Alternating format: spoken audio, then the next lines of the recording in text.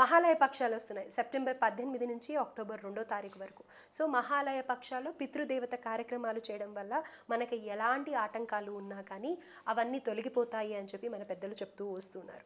So స్త్రీ శాపం, అలాగే సర్పదోషం, పితృదేవతల శాంతి, పిండ ప్రదానం, తిలాహోమం ఇలాంటివి ఎలాంటివైనా సరే ఈ సమయంలో చేసినట్టయితే అంతకి అంత అభివృద్ధి చెందుతారు, ఎలాంటి దోషాలు ఉన్నా తొలగిపోతాయి అని చెప్పేసి చెప్తున్నారు. సో కిరణ్ టీవీ ఆధ్వర్యంలో గోకర్ణకి ప్రత్యేకంగా బస్సులు వేయడం జరుగుతుంది. ఎవరి తిథి ప్రకారం వాళ్ళని పంపించడం జరుగుతుంది. ఇక్కడ హైదరాబాద్ నుంచి గోకర్ణ వరకు తీసుకొని వచ్చే బాధ్యత కిరణ్ టీవీ తీసుకుంది. సో గతంలో కూడా ఎంతోమంది వెళ్ళి వచ్చారు. అక్కడ ఎన్నో ఇలాంటి ప్లేసెస్ ఉంటూ ఉంటాయి అన్నమాట. ఏంటి పితృదేవతలకి చేసే కార్యక్రమాలు జరిపించే స్థలాలు.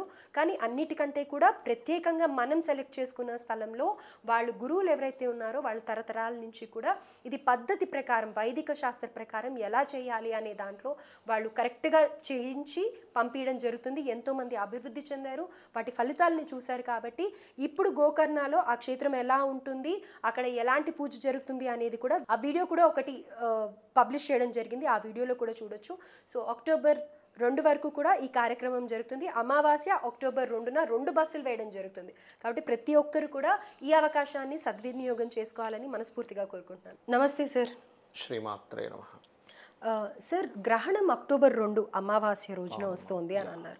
అయితే కొంతమంది ఏమో మనం అన్ని విధాల లైక్ మనకి లేకపోయినా కానీ మనం ఇల్లు ప్రక్షాళన కానీ లేకపోతే దాని ఒక ఏమంటారు రిఫ్లెక్షన్ అనేది మనకు కూడా ఉంటుంది సూర్యగ్రహణం కాబట్టి అన్ని పాటించాల్సిందే అని కొంతమంది అంటున్నారు. కొంతమంది ఏమో అసలు మనకి లేనే లేదు కదా, అవసరమే లేదు, ఏది పాటించక్కర్లేదు, కానీ కొన్ని రాసుల వాళ్ళకి ప్రభావం ఉంటుంది అంటున్నారు.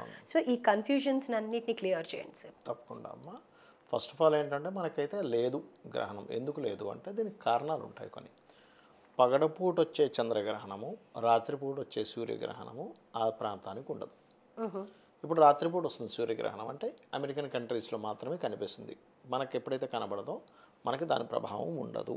ఓకే. సో మనకి ఇక్కడ 9 తర్వాత వస్తుంది కాబట్టి 9:13కి అట్లా స్టార్ట్ అవుతుంది. సో 9:13 to 3 o'clock టైం మధ్యలో అవుతుంది అది. మనకు ఉండదు రాత్రిపూట కాబట్టి సూర్యుడు కనబడ్డు. మరి దీని ప్రభావం రాసుల మీద ఏమైనా ఉంటుందా అంటే కొంత ఉంటుంది. మనకి లేకపోయినా కానీ రాసుల మీద ఉంటుంది. ఎలా అంటే చిన్న ఎగ్జాంపుల్ చెప్తాను చూడండి. ఇప్పుడు ఎవరికైనా జన్మజాతకంలో చంద్రుడు పాడయ్యాడు అనుకోండి అమ్మా, అంటే చంద్రుడు పాపకత్తిరిలో ఉన్నాడు లేకపోతే శుభగ్రహాలతో ఉన్నాడు అన్నప్పుడు సమ్ డిఫరెన్స్ ఇస్ దేర్. అంటే అతని మైండ్ సెట్ మీద డిఫరెన్స్ ఉంటుంది. రాహుతోనో లేకపోతే పాపగ్రహాలతో చంద్రుడు ఉంటే వాళ్ళు మెంటల్గా చాలా పిచ్చిపిచ్చిగా ఉంటారు కేమద్రోమ యోగంలోనూ ఉన్నప్పుడు. అలాగే చంద్రుడు శుభగ్రహాలతో గజకేసరి యోగంలో ఉన్నప్పుడు వాళ్ళ మైండ్ సెట్ చాలా అంటే మెచ్యూర్డ్గా చాలా హై లెవెల్లో చాలా బాగుంటుంది. ఇది మనం చూడొచ్చు. ఇది మీరు 1,00,000 జాతకాలు తీసుకుంటే చాలా స్పష్టంగా మీకు తెలుస్తుంది. రీసెర్చ్లో మేము చేసాం. కొన్ని వేల జాతకాలు తీసుకొని రీసెర్చ్ చేసాం దీని మీద. మరి పగలపూట పుట్టాడు ఒక అబ్బాయి, మనకి ఇక్కడ చంద్రుడు కనబడ్డు, విదేశాల్లో కనిపిస్తున్నాడు చంద్రుడు. కానీ పగటిపూట పుట్టిన చంద్రుడు పాడైనప్పుడు వాడు ఎఫెక్ట్ ఉంటుందా లేదా? చంద్రుడు ఇక్కడ లేడు కదండి అని లేదుగా, ఉంటుందిగా. ఓకే.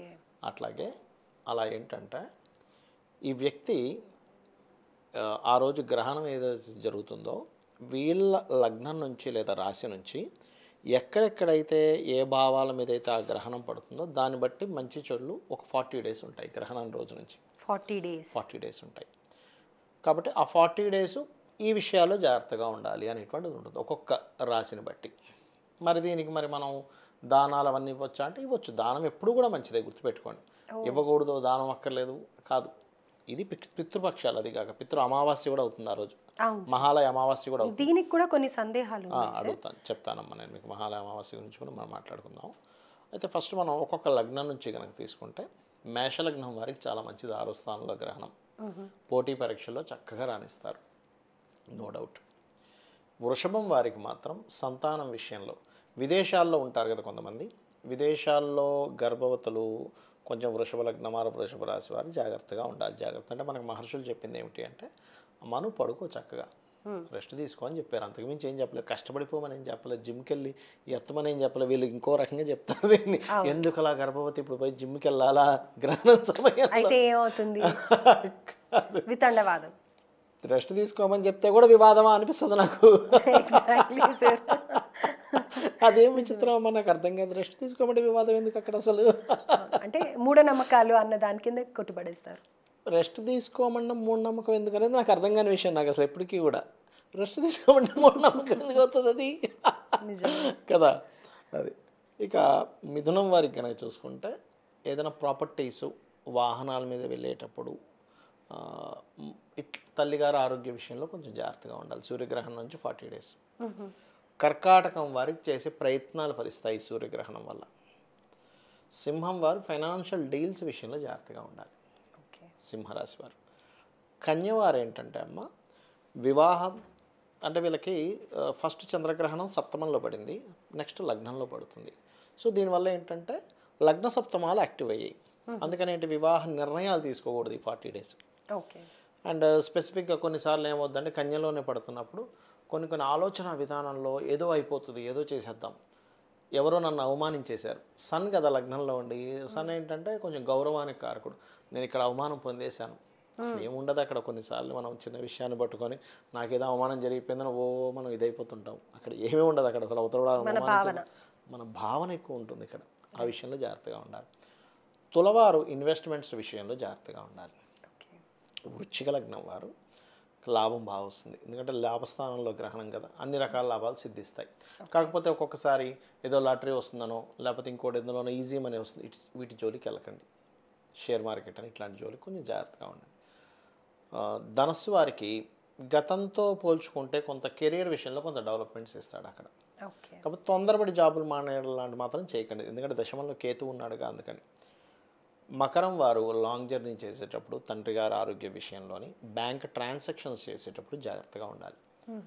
కుంభం వారికి న్యూట్రల్గా ఉంటుంది, కాకపోతే కొంచెం యాన్సిస్టర్స్ ప్రాపర్టీస్ విషయంలో కొంత జాగ్రత్తలు వహించాలి.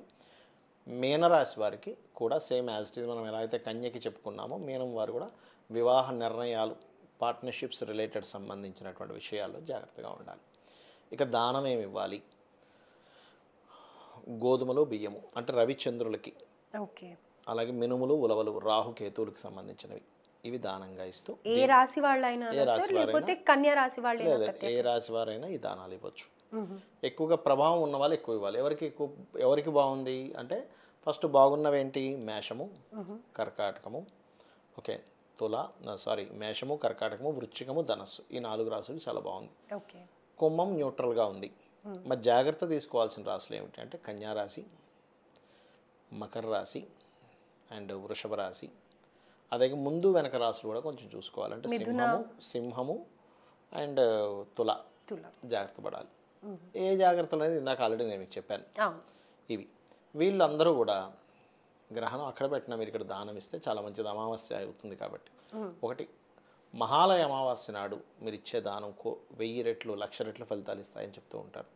కాబట్టి ఇందాక నేను చెప్పినట్టుగా బియ్యము, గోధుమలు, ఉలవలు, మినుములు, ఒక